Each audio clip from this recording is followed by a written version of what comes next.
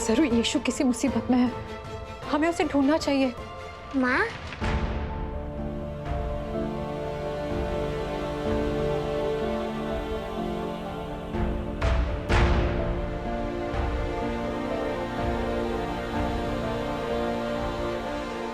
यीशु, कहाँ चले गए थे तुम? हाँ? अच्छा, नींद नहीं आ रही थी ना, इसीलिए उठकर बाहर चले गए।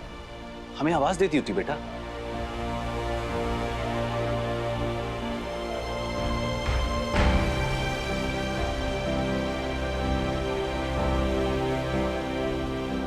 तुम ठीक तो हो ना?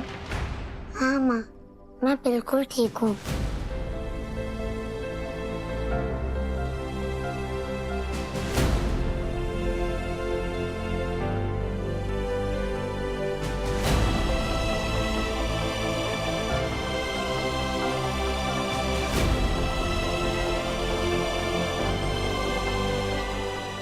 पता है तुम्हें, मुझे कितनी चिंता हो रही थी तुम्हारी।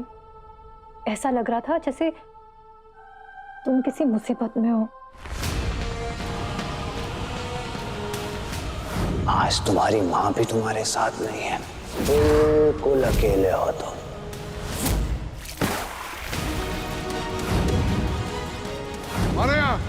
कौन है? सामने आओ वरना अच्छा नहीं होगा। तुम ठीक तो हो ना? हाँ माँ। सुनो, आ जाओ बेटा, अब तुम आराम करो, ठीक है? और कुछ भी अगर तुम्हें चाहिए हो तो हमें आवाज देना, ठीक है? लेट।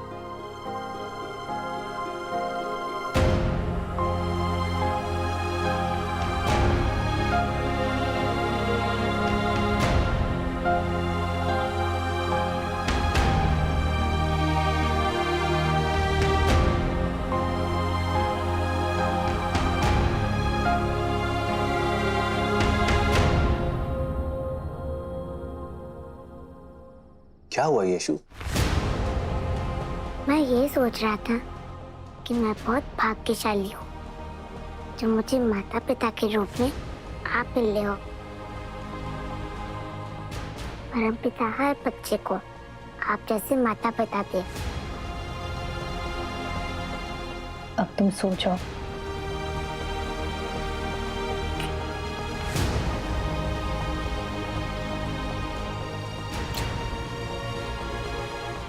सो जाओ।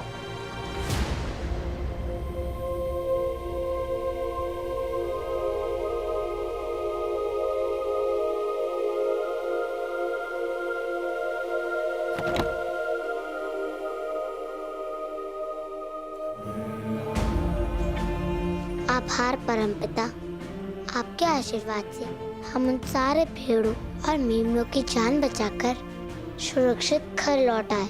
मैं प्रार्थना करता हूँ कि कल की भोज में उन सारे भेड़ों और मेमनों के गायब होने की वजह से कुछ परेशानी ना आए और सब कुछ आसानी से ठीक हो जाए।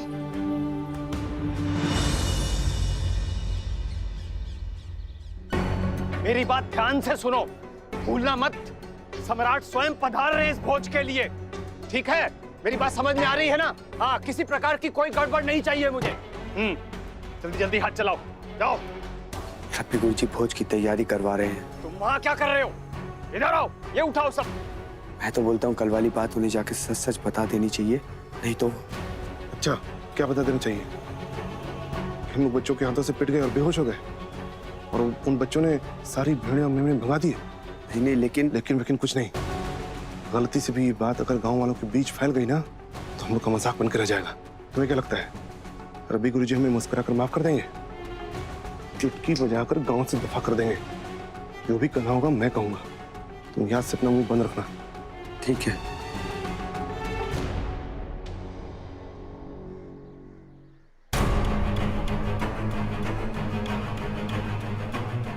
इस तरह से तुम मुंह लटकाए क्यों खड़े हो?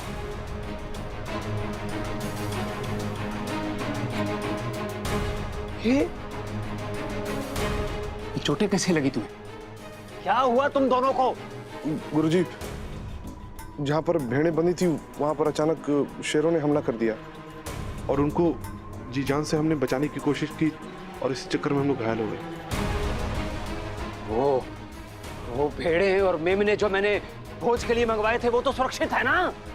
हाँ? देखो देखो, मुझे इस दावत में किसी तरह का कोई विघ्न नहीं चाहिए, समझे ना मेरी बात तुम? गुरुजी मुझे माफ कर दीजिए, शेरों को भगाने के चक्कर में रस्सियां टूट गईं और सारी भेड़ें और मेमने भाग गए।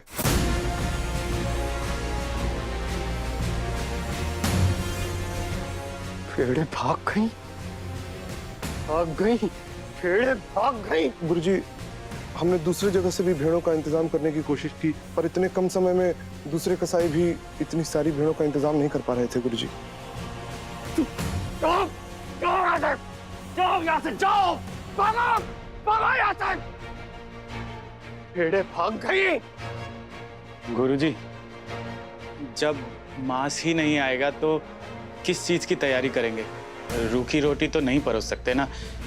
जैसे ही कोई इंतजाम हो जाएगा आप हमें बता दीजिएगा, हम वापस आ जाएंगे। चलो चलो चलो। ये अच्छा नहीं हुआ, बहुत बुरा हुआ ये। इस समस्या का कोई ना कोई समाधान जल्द से जल्द निकालना होगा, अभी इसी समय।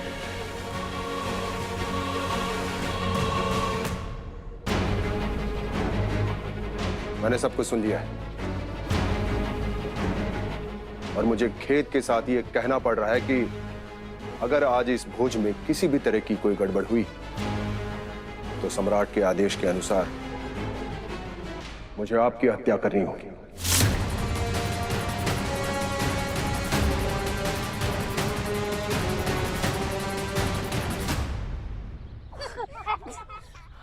हालत खराब हो गई थी उन कसाईयों की। मेरा तो मन कर रहा था 2-4 घुसे और लगा दो। इधर से यूं, उधर से यूं, तो छूंगा ऐसे ऐसे।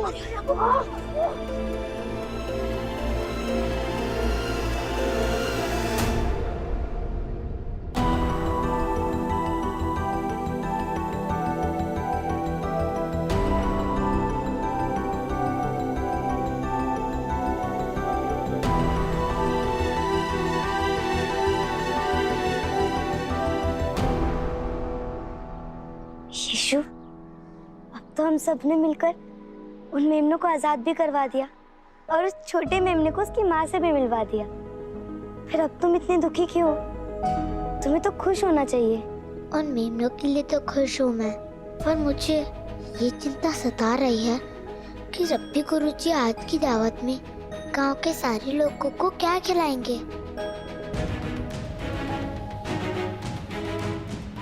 तुम्हारे पिताजी इस दावत को यादगार बनाना चाहते थे। हमारी खुशी जब किसी दूसरे के संकट का कारण बन जाती है तब भी तो हमें दुख होता है ना नीमा। यीशु, पिताजी के लिए उदास होने की कोई जरूरत नहीं है। मुझे पूरी उम्मीद है इस घटना से उनका अहंकार थोड़ा सा कम होगा। और जहाँ तक दावत की बात है, पिताजी जरूर कुछ ना कुछ इंतजाम कर लेंगे। मैं प्रार्थना करता हूँ कि तुम्हारी ये बात सच हो जाए नीमा। रब्बी गुरुजी दावत का कुछ और इंतजाम कर पाए, क्योंकि मैं ये नहीं चाहता कि हमारे वजह से रब्बी गुरुजी को कोई और तकलीफ हो। नहीं, सुनिए, मेरी बात तो सुनिए। आप बहुत भले आदमी दिखाई दे रहे हैं, मेरी जान बख्श दीजिए। एक मौका दे दीजिए मुझे बस। इससे भी बड़ा बहुत कराऊंगा, और वो भी अपने खर्चे पर। मैं सम्राट से एक पैसे की मांग नहीं करूंगा। ऐसा मत करिए। मेरी जान बख्श दीजिए, मेरी जान बख्श दीजिए। मैं सम्राट के आदेश से बंधा हुआ हूं, इसलिए कुछ नहीं कर सकता। आप बस इतना याद रखिए कि अगर दोपहर तक भोज शुरू नहीं हुआ तो मुझे मजबूरन। ऐसा मत करिए, ऐसा मत करिए। क्या हुआ आपको? ऐसे रो क्यों रहे हैं आप? उठिए। क्या हुआ? सब बर्बाद हो गया नीना। ऐसा क्यों कह रहे हैं आप? कुछ तो हुआ है, मुझे बताइए क्या हुआ है। हाँ, बस यूं समझ लो कि तुम आज विधवा होने वाली हो। ये क्या कह रहे हैं आप?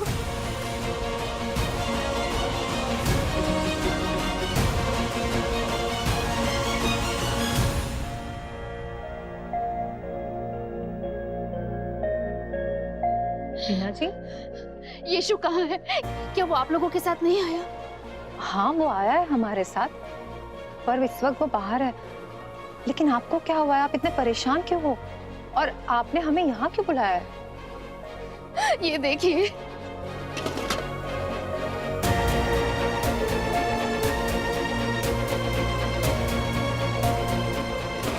ये देखिए, भोज के लिए कुछ भी बना हुआ नहीं है। नीमा के पिताजी ने श्रेष्ठ मांस की व्यवस्था की थी, लेकिन कसाईयों ने आखिरी समय पर हाथ खड़े कर दिए और बावर्ची भी चले गए, ये कहकर कि वो इतने कम समय में इतने सारे लोगों के लिए कुछ और बनाने की सामग्री जुटा नहीं सकते। और सम्राट का आदेश है कि अगर आज दोपहर तक भोज शुरू नहीं हुआ तो वो नीमा के पिता का वध करवा देंगे।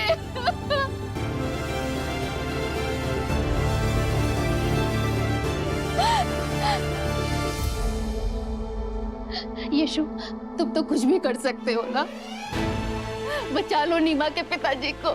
आज तक उन्होंने जो कुछ भी तुम्हारे साथ किया है, उसके लिए मैं तुमसे माफी मांगती हूँ। कोई रास्ता निकालो जिससे आज की दावत अच्छी तरह से हो जाए। बचा लो यीशु, बचा लो। नीमा के सर से पिता का साया छिन जाएगा। बचा लो।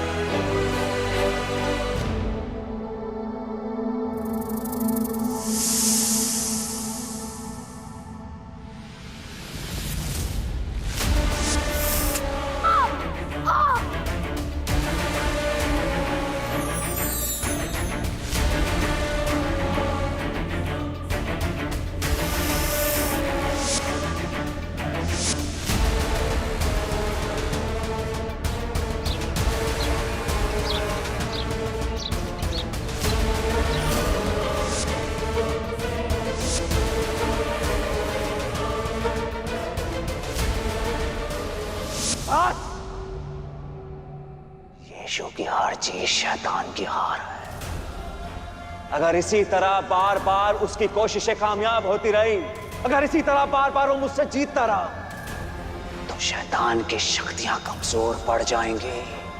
नहीं नहीं नहीं नहीं नहीं नहीं, नहीं। ऐसा नहीं होना चाहिए, ऐसा बिल्कुल भी नहीं होना चाहिए।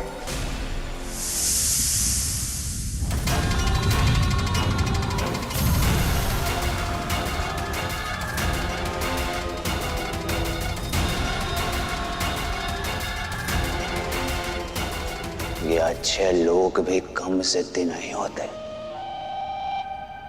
लेकिन मुझसे ज्यादा सिद्धि कोई नहीं। ये बुराई पर अच्छाई की जीत के सिलसिले को यहीं रोकना होगा।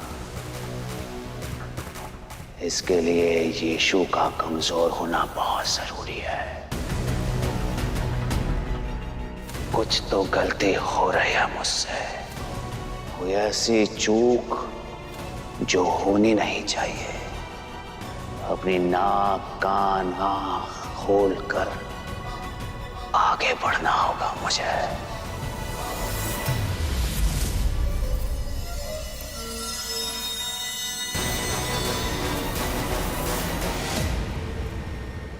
गांव के लोग भोज के लिए आते ही होंगे।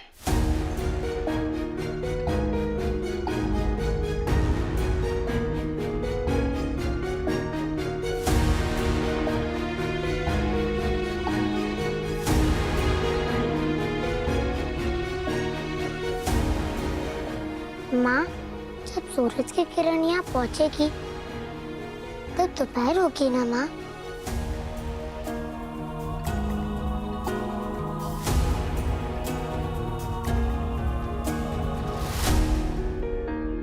सुनिए, मुझे यीशु से अकेले में कुछ बात करनी है।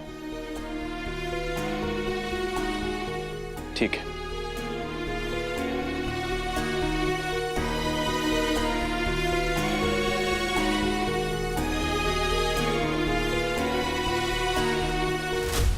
जब ये सूरज की किरण यहाँ पहुँचेगी तब सम्राट के लोग क्या सच में रब्बी गुरुजी को जान से मार देंगे?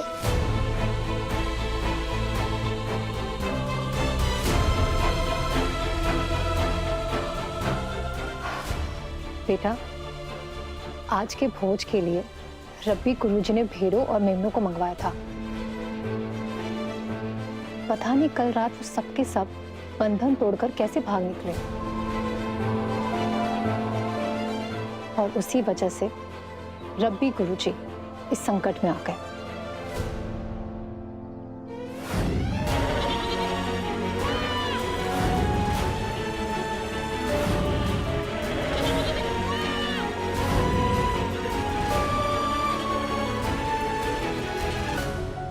यीशु, अगर तुम्हारे मन में कोई बात है जो तुम मुझे बताना चाहते हो तो बताओ।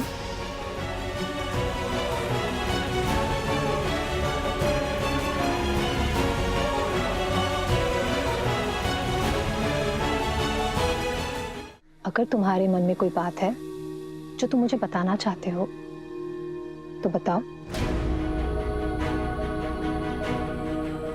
बोलो बेटा।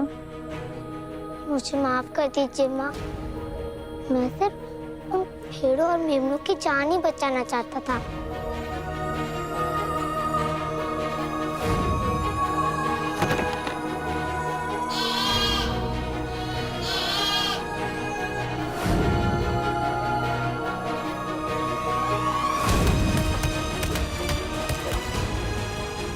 अब तुम जाओ, अपना ख्याल रखना। मुझे कल रात को ही आपको और पिताजी को ये बात बता देनी चाहिए थी। मुझे क्षमा कर दीजिए माँ।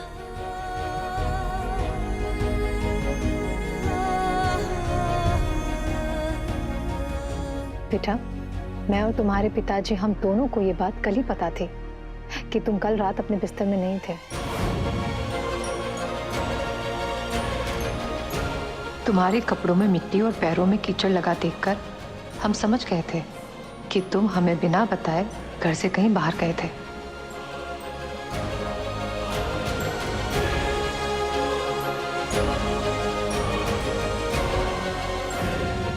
लेकिन हमने तुम्हें ये बात नहीं बताई क्योंकि हमें पता था कि तुम खुद आकर हमसे ये सच बोल दोगे।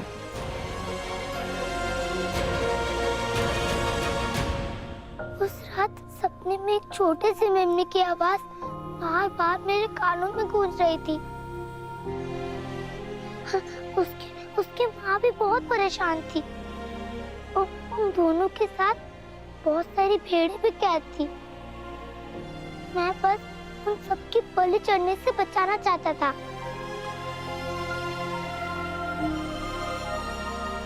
मैं तुम्हारी भावनाओं को समझती हूँ बेटा। मैं जानती हूँ इंसान हो या जानवर, तुम किसी की पीड़ा नहीं देख सकते हो। अगर तुम्हारी जगह मैं होती ना तो मैं भी ऐसा ही करती। रब्बी गुरुजी को कुछ नहीं होना चाहिए। उनकी जान बचाने के लिए कोई ना कोई रास्ता होगा ना।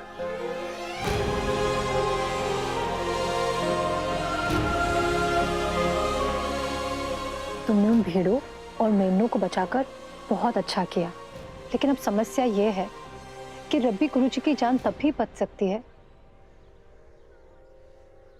जब भोज के लिए भेड़ों का वध करने का कोई इंतजाम हो जाए।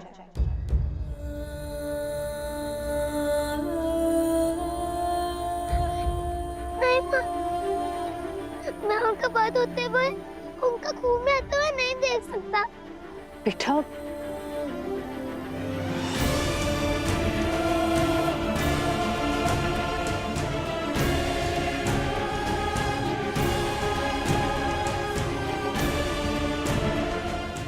जाकर पता करो कि भोज के लिए खाना तैयार हुआ कि नहीं। जी।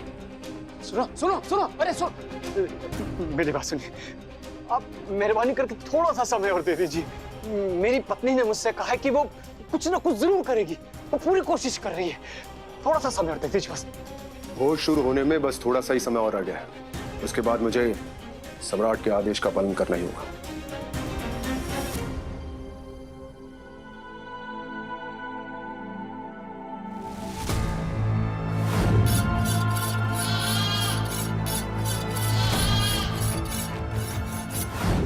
जब मैं उन भेड़ों के वध के बारे में सोचता हूँ तो मेरे भीतर कुछ मर सा जाता है माँ।